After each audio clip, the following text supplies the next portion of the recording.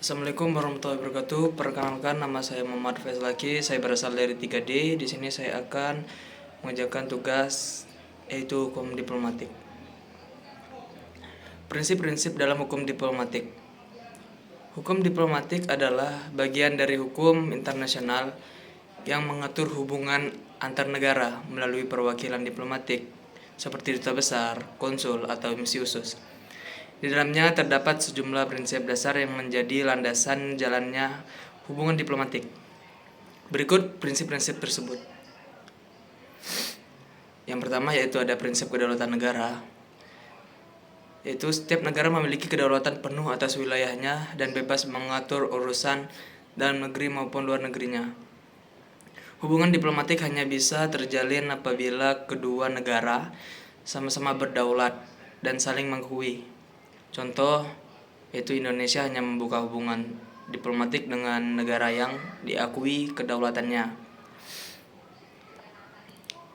Lalu yang kedua ada prinsip persamaan derajat atau equality of states. Semua negara besar atau kecil, kaya atau miskin, memiliki kedudukan yang sama di hadapan hukum internasional. Dalam praktik diplomatik, negara superpower tidak boleh memaks akan kehendaknya pada negara kecil melalui hubungan diplomasi. Contoh, yaitu hak suara negara, anggota PBB pada sidang umum tetap satu negara, satu suara.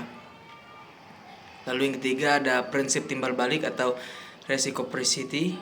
Hak dan kewajiban dalam hubungan diplomatik berlaku negara resiprokal atau saling memberi. Jika suatu negara memperlakukan diplomat negara lain dengan baik, maka sebaliknya negara tersebut juga harus mendapat perlakuan yang sama. Contoh, jika Indonesia memberikan kekebalan hukum bagi diplomat asing, maka diplomat Indonesia di luar negeri juga mendapat perlindungan serupa.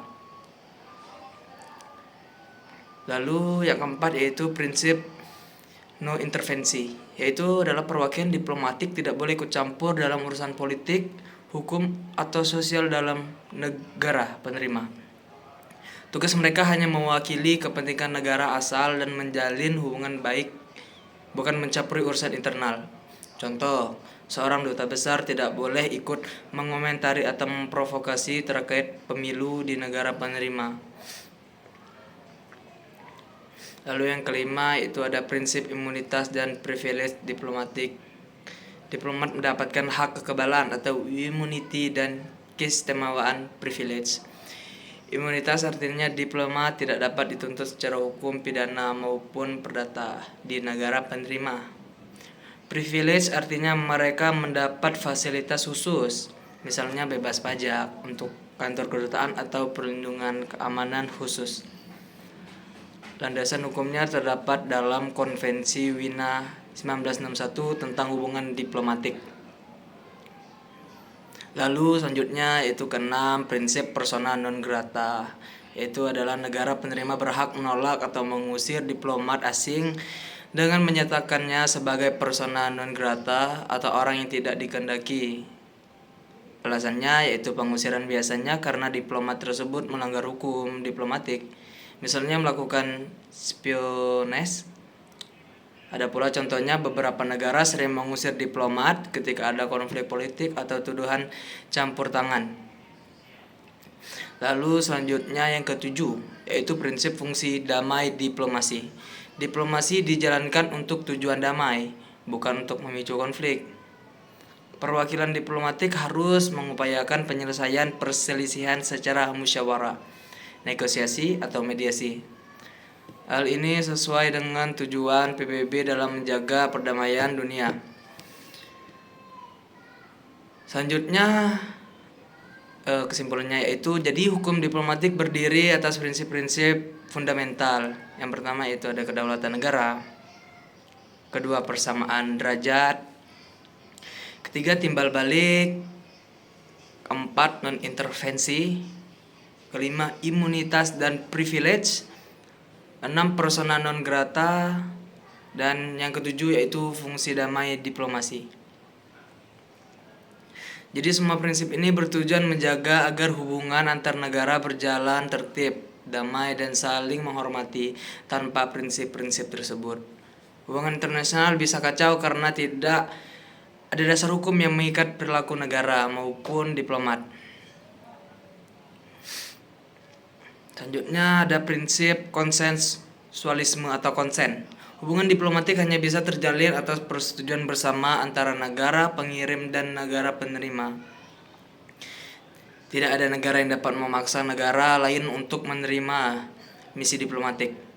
Contoh, Indonesia tidak punya hubungan diplomatik dengan Israel karena tidak ada konsensus. Selanjutnya yang ke-9 yaitu prinsip resmi atau formalitas official character. Yaitu segala tindakan diplomatik harus dilakukan secara resmi melalui saluran yang sah, yaitu perwakilan diplomatik.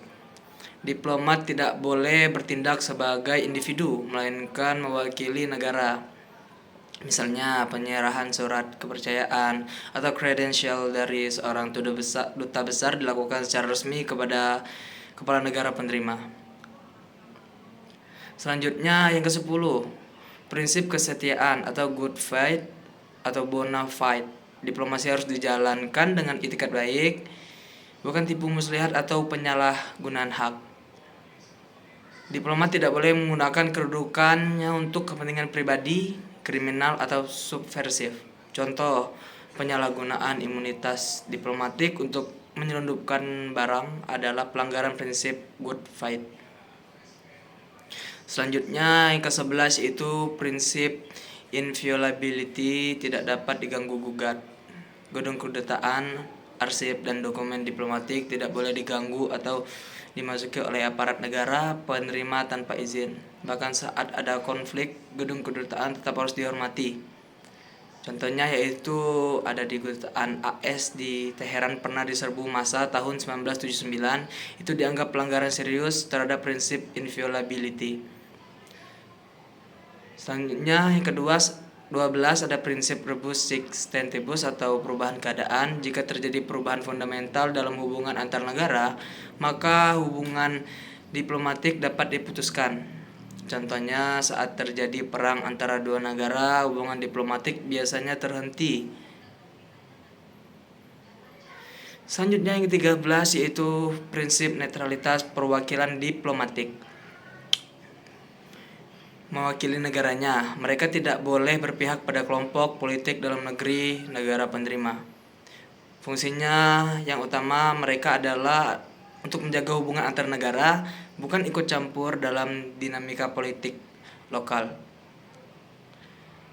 Selanjutnya yang ke-14 ada prinsip perlindungan warga negara, diplomatic protection.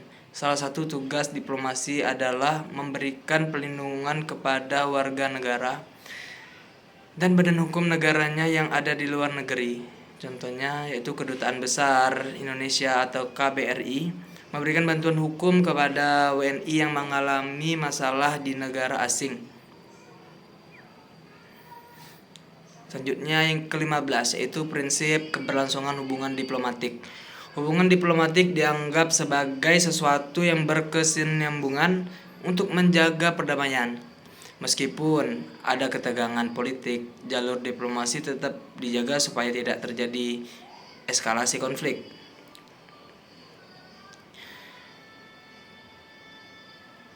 Jadi kalau digabung semuanya, prinsip hukum diplomatik yaitu yang utama meliputi kedaulatan negara, persamaan derajat, timbal balik, lalu adanya non-intervensi, imunitas dan privilege, persona non grata, fungsi damai, konsensualisme, formalitas resmi, itikat baik atau good faith. Lalu yang 11 ada inviolability atau tidak dapat diganggu gugat. Yang ke-12 rebus sic stantibus, 13 yaitu netralitas, 14 perlindungan warga negara. Lalu ada keberlangsungan hubungan diplomatik.